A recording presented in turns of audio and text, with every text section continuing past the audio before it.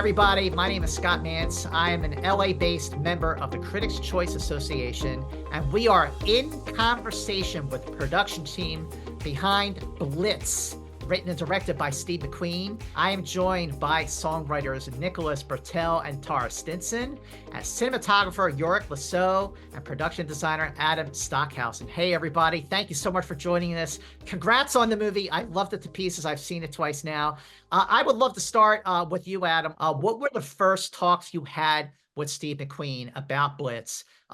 What did he want and versus what he was open to? Our very first conversations were about the script, were about the story, specifically about, Steve wanted to be on location as much as possible, and he wanted to be in the world of 1940 London. He wanted to be walking down streets where buildings had been bombed out, and we as an audience were experiencing that. So, Yorick, the same question applies to you in terms of what was he specific about what he wanted when it came to the cinematography? Yeah, exactly like Adam said, like Steve was really looking for a real location to reduce as maximum the CGI, green screen, everything, and to be really on location, to have the option of doing long shots going through the location. And also because the film is about a kid, and we were thinking that we cannot have a kid playing well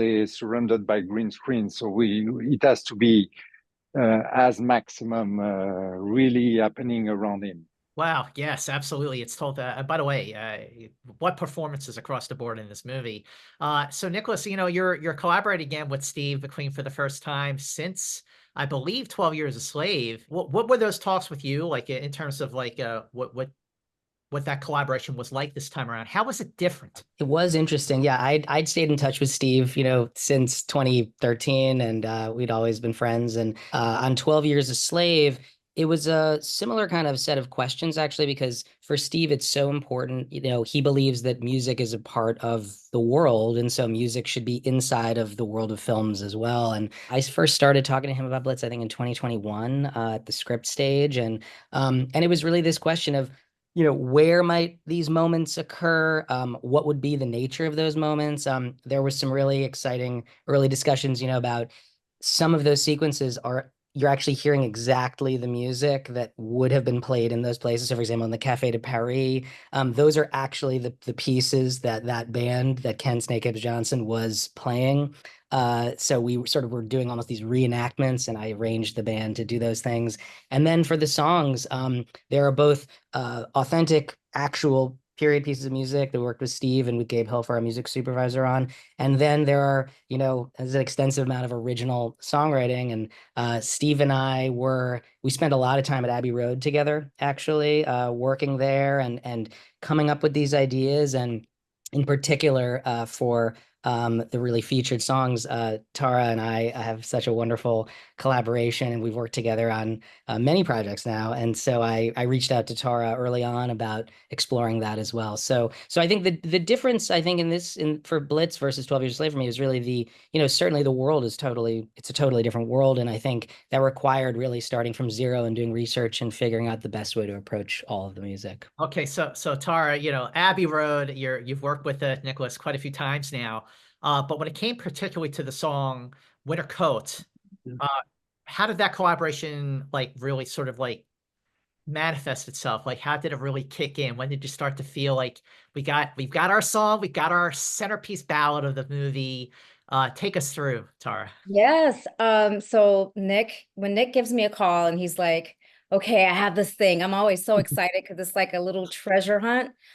Because I know that I can't just write a song. It's going to have to be, the story is going to have a big period on the end. It's going to have to make sure it really speaks for the characters, for the film, and for the period.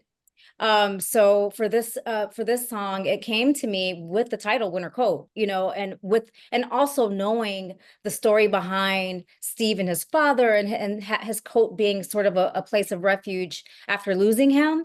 And I have like a similar situation with my mom. Like I have it's a different kind of coat. It's a coat from the 70s, and it's leather, and it has like this really cool stitching, and I can't fit it, but I lay it on my lap sometimes when I miss her. And so I knew exactly what those feelings, what those kinds of feelings are. And in addition to it, just writing for Rita and George, and being a single, I was raised by a single mom.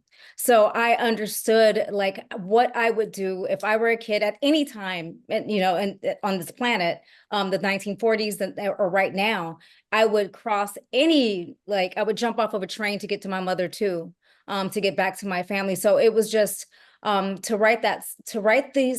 was already a collaboration and process that came to me, and I felt like I had to put the puzzle pieces together, and I was so proud of the song that we wrote together. Oh, it's beautiful. Absolutely beautiful. And it occurred to me, Adam, watching the movie, that of course, like when it comes to World War II, I mean, there's so much information that you can dive into for prep and research. Yeah. But throughout the process of that research, what informed your approach, and what were the biggest discoveries during that research that you said, I've got to make sure we do this with our movie?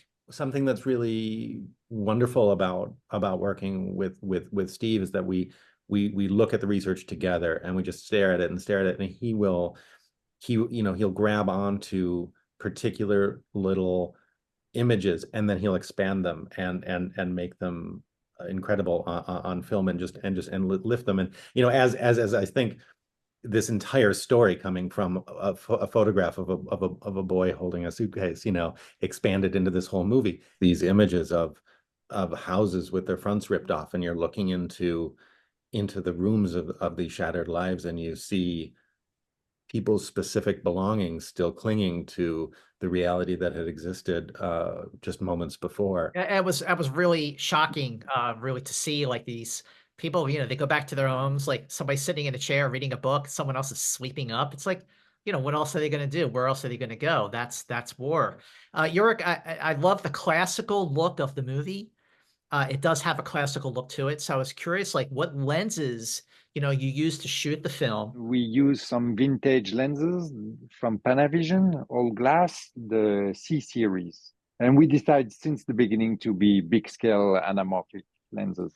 So in the case of BLITZ, what was the collaboration that you had with Hans Zimmer when it came to making sure that the songs you and Taura were writing together would blend in perfectly with Hans Zimmer's incredible score, as always? I worked with Steve, in all these early moments, going all the way through the kind of shoot. And then at that point, Hans actually took it on separately and really focused on the score. So it was kind of like him following sort of what we had kind of crafted in that world.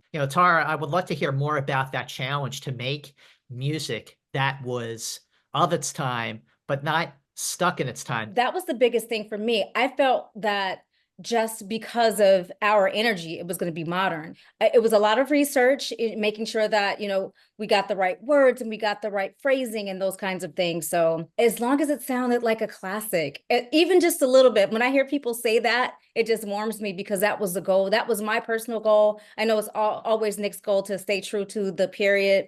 And I just wanted to deliver on that. Yeah, I think you're being very humble, Taura. You did really, really good. Okay, Adam, take us out. What makes Steve McQueen just like a visionary, unique, really super special as a filmmaker? He has a unique and brilliant way of telling stories. He sees things from a perspective that you can't imagine before, and then can't imagine without after, and so he's telling us the story of BLITZ. He's telling us the story of the bombing of London, and a story that we think we've seen before and we think we know, but he sees it and tells it to us from a perspective that we have not, and he finds a new way all the time, over and over and over again, and I think that makes him incredibly special. And this collaboration that we just listened to really confirms what an amazing filmmaker he is, and what amazing filmmakers and singers and songwriters and musicians you are as well. Once again, my name is Scott Mantz, Critics' Choice Association member in Los Angeles. I want to thank you for being in conversation with the production team behind BLITZ, in theaters now. See it in theaters, and then see it again when it drops on Apple TV Plus on November 22nd. You watch it as many times as you want. Thanks again for joining this conversation in conversation. Thanks a lot. Bye-bye.